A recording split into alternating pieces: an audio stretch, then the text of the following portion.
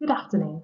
My name is Helen Pittam and I'm a research manager with the REACH Somalia team with a focus on public health, and I'll be talking through today monitoring water access in fragile contexts from the perspective of an NGO. There's three issues that I'll touch on in this presentation.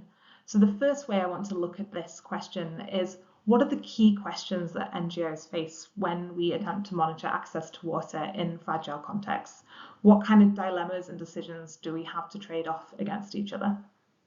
The second one is then a bit of a case study where I'll zoom in on one of those questions in particular, which is how to get data for populations that are hard to reach physically, and what kind of innovations can be done in order to make sure that no one is cut out from monitoring. And then finally, I will touch on an area that I think is one that potentially needs more improvement in the future, and this is how to increase NGOs' collaboration with other actors when it comes to monitoring access to water. On this slide, I've outlined some of the key questions that NGOs can face when attempting to monitor access to water in fragile contexts. And absolutely, there are a range of different questions and dilemmas that are faced. But I've tried to focus on the ones that are perhaps most common and also most relevant to the broader discussions that we are having today. So the first point is perhaps something that's quite obvious, but I think it's still worth thinking how it plays out in fragile contexts, which is how to maximize the impact. And absolutely any research really needs to ask this question. However, there's a particular emphasis to do so in fragile contexts because we are potentially asking time of affected populations up to 1 hour sometimes if it is a survey. There really needs to be a strong link between the data we collect, the analysis we do, and the impact for the affected population. So that has to turn into some kind of concrete benefits. So when we think through the research that we do and any monitoring that we do, we have to be sure that it is going to feed into decision making or has the potential to in some way bring about an improvement. As a very quick example, the WASH cluster has been very helpful with us in our work in Somalia in monitoring prices of different WASH items by identifying the specifications and the types of items that are most often purchased. And this can be then used to make sure that we are collecting data only on the most useful items and collecting data that would then feed into program design. Secondly, the next one to talk through is this how to increase inclusion. So a lot of the time in the context that we work in, there'll be populations where it's not possible to physically access and conduct face-to-face interviews. For these populations, we need to think very carefully about how we can still collect data that is reliable enough to be able to inform action. Because often the ones that are cut out are the ones that may have the highest needs, the reasons why people sometimes cannot be reached. Physically, it may be insecurity, it might be blocked roads. Either way, this will have an impact on their needs as well. So it's really important to make sure that no one is cut out in this process. And that's something I will talk through in a bit more depth in the following slides. Then finally, we have how to link to public health outcomes. And this links a bit with the first point of how to maximize impact. So if we have data on access to water, and we have regular monitoring of this can be really useful for then also looking into other sectors and informing broader health decisions, such as looking into malnutrition, looking into risk of mortality. One particular example is that we are currently looking into a malnutrition tracker, of which one of the key components will be access to water, measured through a proxy currently of price of water in different locations, definitely recognizing that there's room for improvement on how that is measured if more data would become available. But the principle that access to water would be a key indicator in trying to identify locations that might be most at risk of malnutrition is a really important one. And I think it's very useful to think through the data we do collect, how many different uses can it have to really make the most of the time that we've been given by the people that we speak with. I'll now return to the question of populations in hard-to-reach locations and how to make sure they are included in any systems for monitoring access to water. And there's a couple of different approaches that I will talk through here as case studies from Somalia. This first one is an area of knowledge methodology.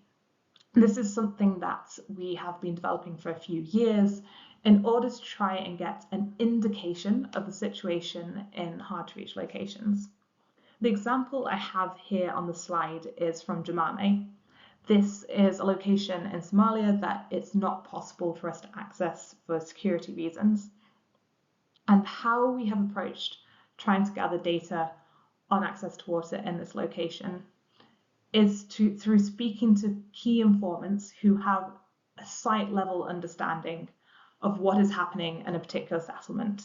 So this can be people who've been recently displaced, and in situations where there is a sudden shock and sudden population movement, this can be a particularly effective method for understanding what is happening in an inaccessible location.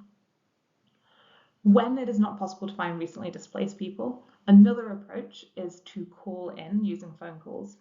This is something that can risk potentially introducing some bias because not everyone has access to phones, and those that do, there are certain patterns of who's more likely to have access to a phone in terms of status, in terms of income. But it's still, particularly when asking at site level, it can still provide an indication, particularly when balanced out with other methods of data collection as well.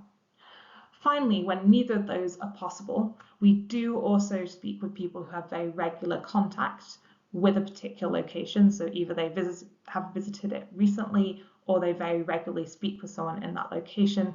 We do try to minimize those in favor of recently displaced or phone calling, purely because that tends to be slightly less reliable. Where possible as well, we try to collect multiple interviews for the same settlement so that they can be compared and triangulated against.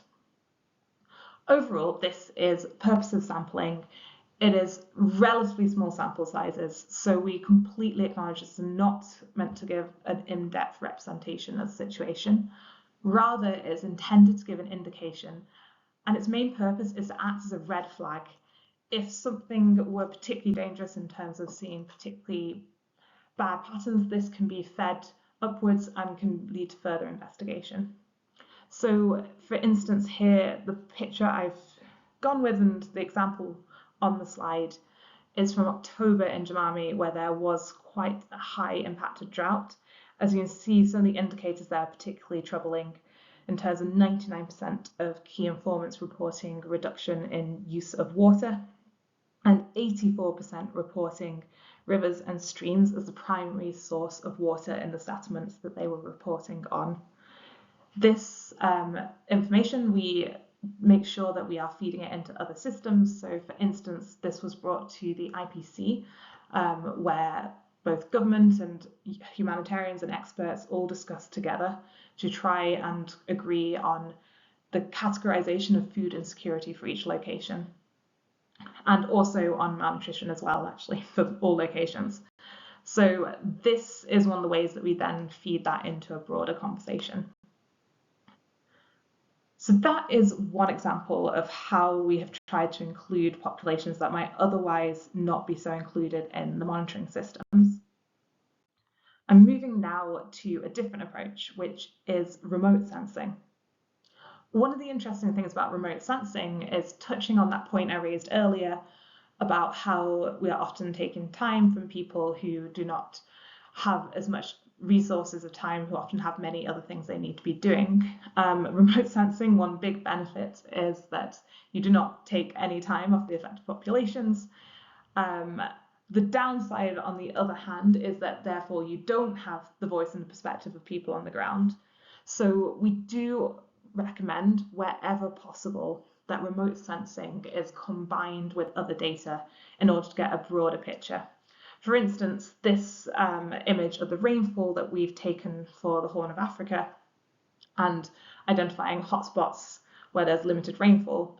This was part of a broader study that also drew upon the AOK data that I've cited just above, to combine that together to really get a better understanding of how people were adapting to the shock, because a shock of limited rainfall in one place may not have the same consequences as limited rainfall in another.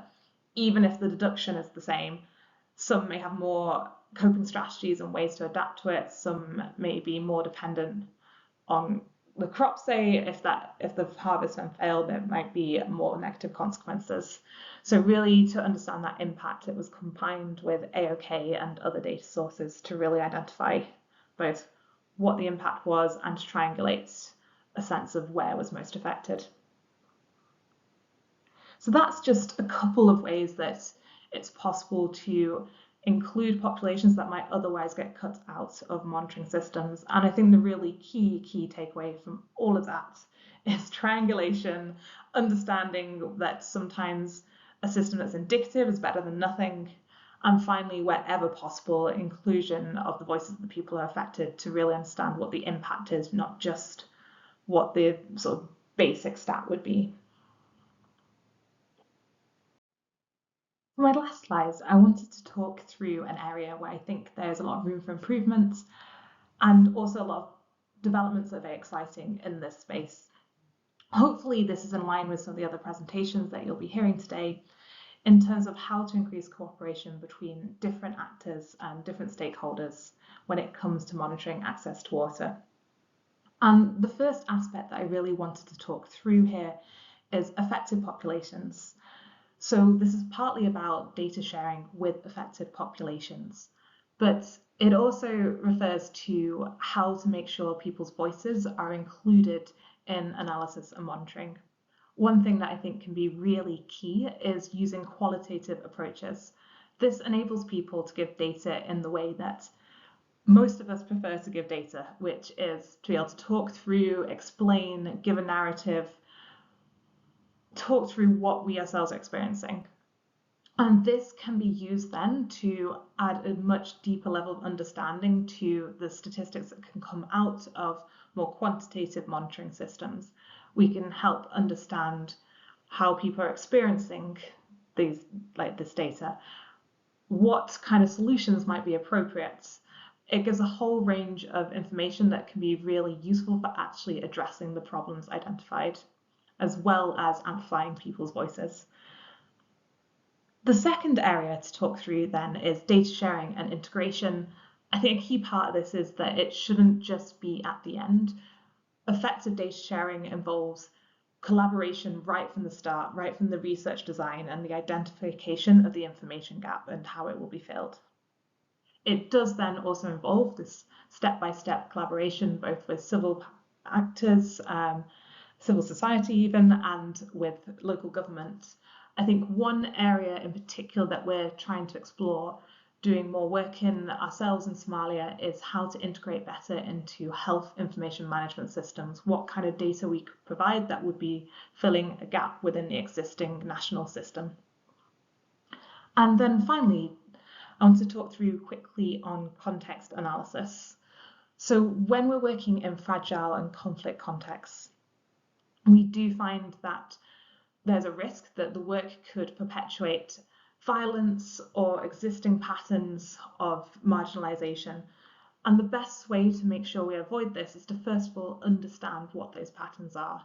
So it's very critical that we talk with a wide range of people to better analyze and understand what kind of dynamics exist and to make sure that we do not do anything harmful in that context.